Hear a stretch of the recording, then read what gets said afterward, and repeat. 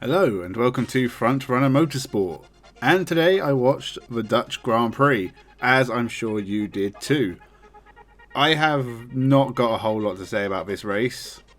It was kind of a drag to watch. There, again, was not a lot of overtaking. I mean, I mentioned a lot of times this year that I don't really like the track or the race itself wasn't very interesting.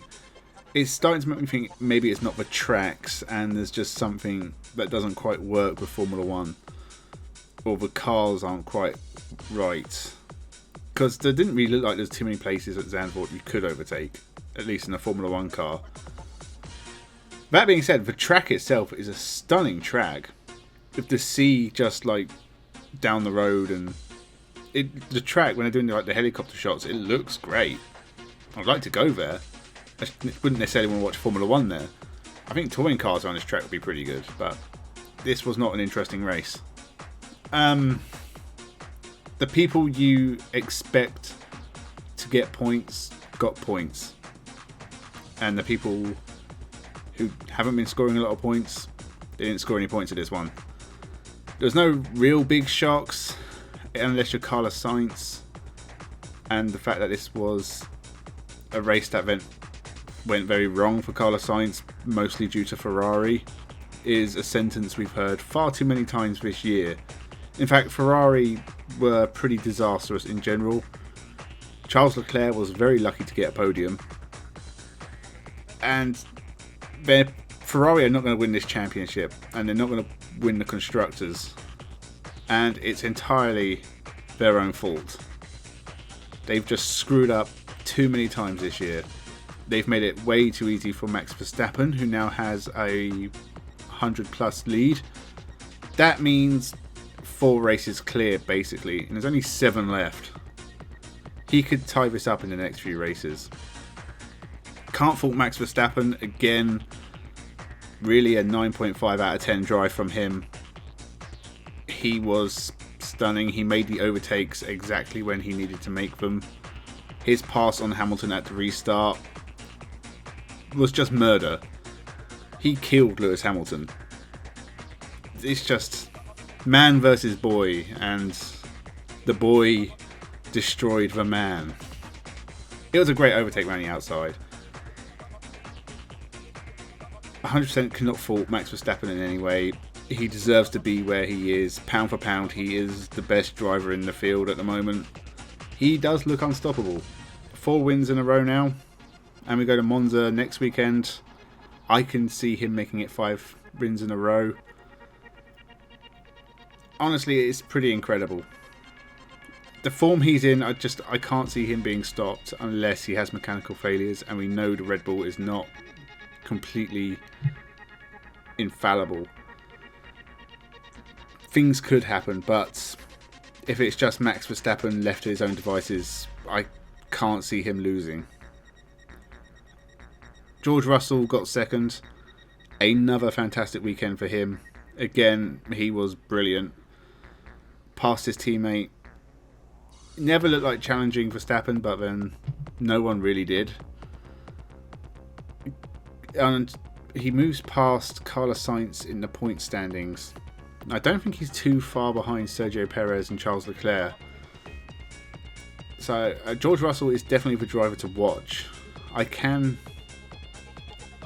I wouldn't be entirely surprised if he finished runner-up in the championship on his first year with Mercedes, which is very, very impressive considering if you listen to Toto Wolff and Lewis Hamilton, they have the worst car in the field. George Russell's kind of proven that wrong. He's finished in the top 5 at every race bar Silverstone when he was involved in a crash that wasn't his fault. So the car's not that bad. It might be slightly off the pace of Red Bull and Ferrari, but George Russell is making it clear it is very drivable, and he is doing a wonderful job. Charles Leclerc just didn't seem to have the pace, and that's worrying for Ferrari, especially as they head to Monza, which I'm sure is the track Ferrari want to win the most. If it's like this, then they don't stand a chance.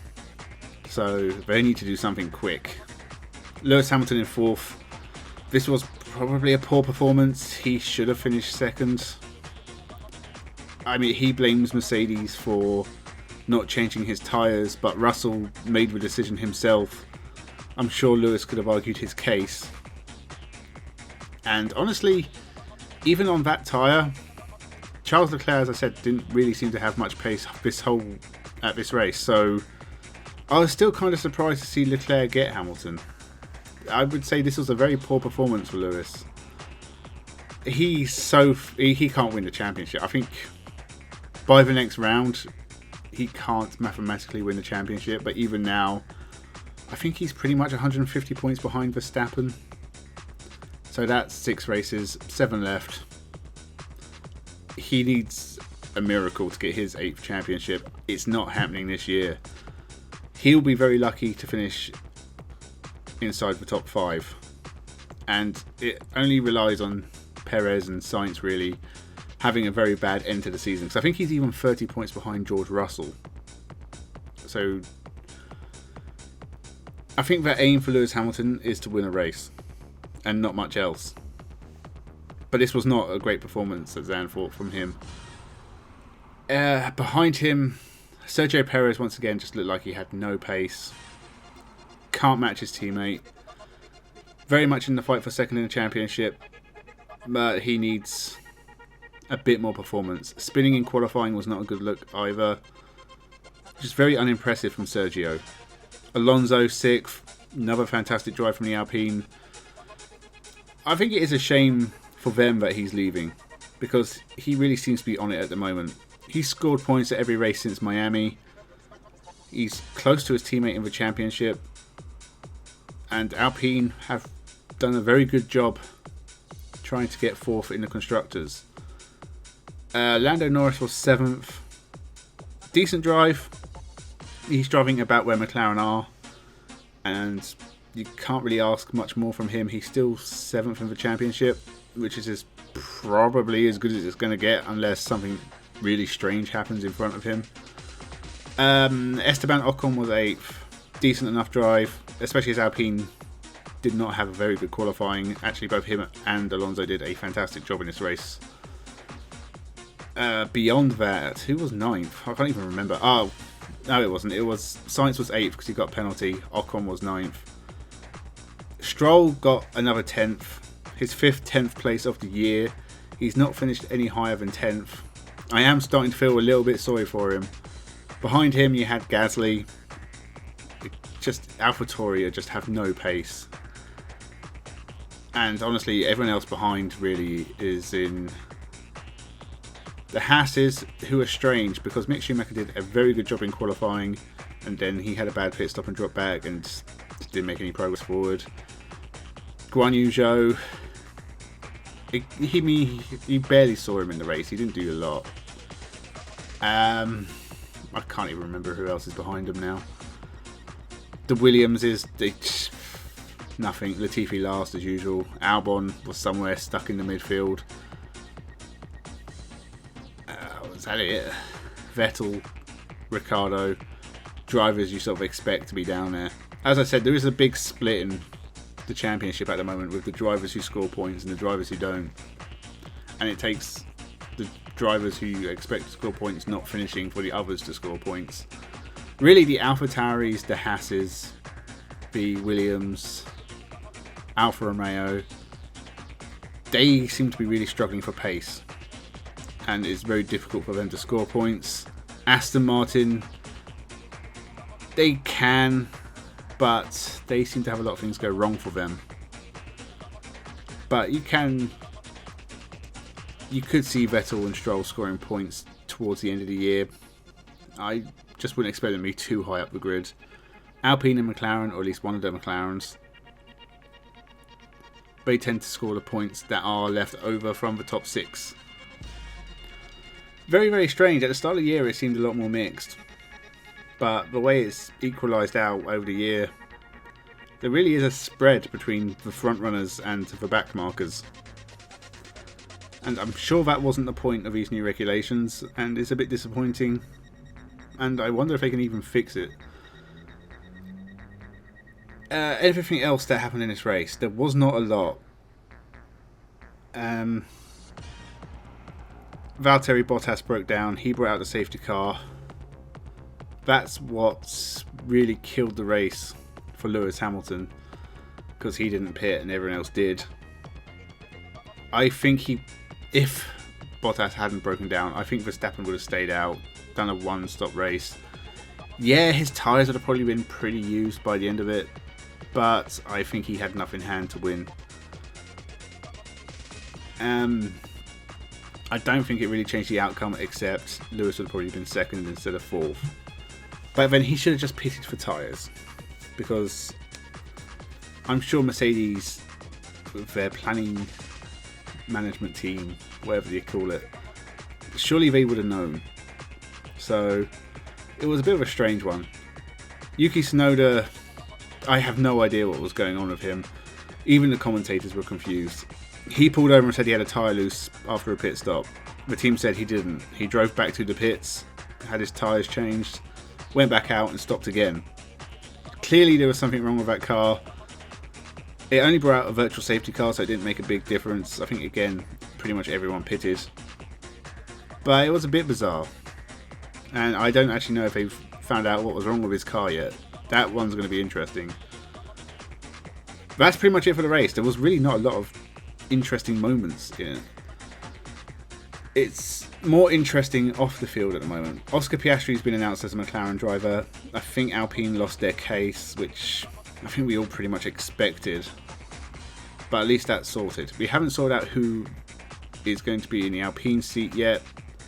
There was big rumours around Mick Schumacher, but at the moment it does look like Pierre Gasly is the favourite for the seat.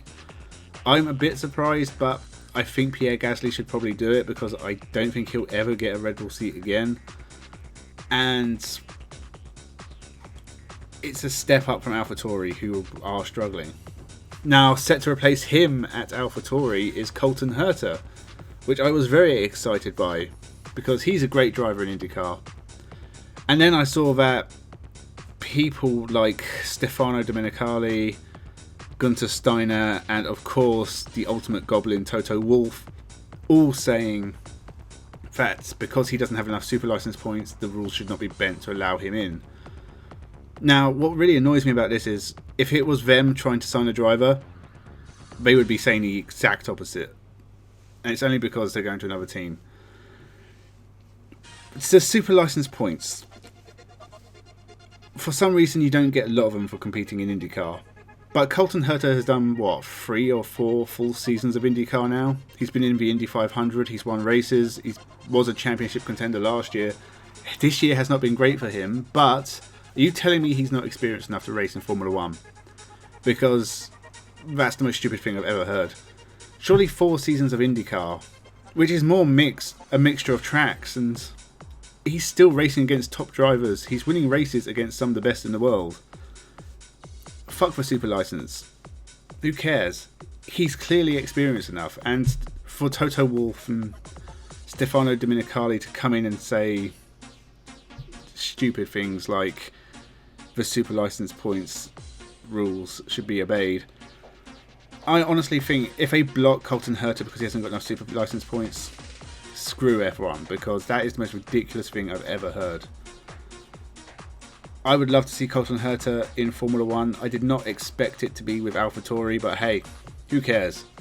It would be great to see him in a Formula 1 seat, and these idiots and their stupid opinions, and Toto Wolff only has stupid opinions. It's very, very frustrating. Honestly, if Toto Wolff was trying to sign Colton Herta, he would not be saying it. And I know this is part of the game, and it's basically what they're hired for. But it's just, when you look at it, it's just the dumbest thing. So yeah, this race has really pissed me off. It's been very, very annoying. Verstappen has a massive lead in the championship. I don't see anyone catching him, but we'll try again next week in Monza. Monza's another track I absolutely love. And we'll see if anyone can catch Verstappen. I don't think they will. But thank you for watching. Remember to subscribe. Leave your opinions down in the comments below. And until next week, have a good one.